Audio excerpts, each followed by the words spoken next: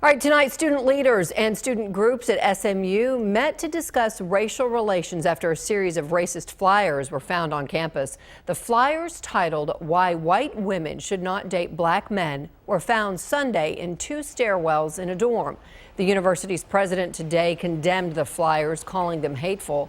Fox 4's Allison Harris is at tonight's event on the campus. Allison. Hey, Heather, the meeting here just ended. There were about 100 students here. This was a call to action. The leaders of this meeting encouraged other students to report any incidents of discrimination so that they can be recognized and addressed. These students say they've heard about other acts of racism on campus in addition to the racist flyers found here, but feel that students think the incidents are too insignificant to report. Students also talked about whether they'd like to organize some kind of public demonstration in response to the flyers.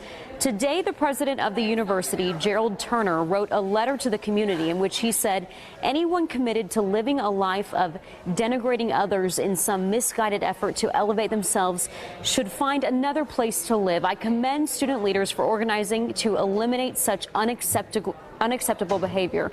We do not know the origin of the flyer, but a SMU spokesperson says university officials are investigating the source. Students at the meeting tonight say if no action is taken in regard to the flyers, that would be unfortunate. I'm here to show my face and show that I am one of many of the other people here equally concerned and willing to help with whatever motion that we're going to take forward after this. We need to start having the difficult conversations. We need to encourage our students to call their friends out when they are doing something wrong and they know they're doing something wrong, instead of being silent, because being a bystander is just as bad as being a perpetrator. And tonight, several minority students who were here expressed feeling unsafe and insecure here on campus. Students also asked one another for strategies, how they should address these racist flyers. All right, Allison, so what did they come up with then for those strategies?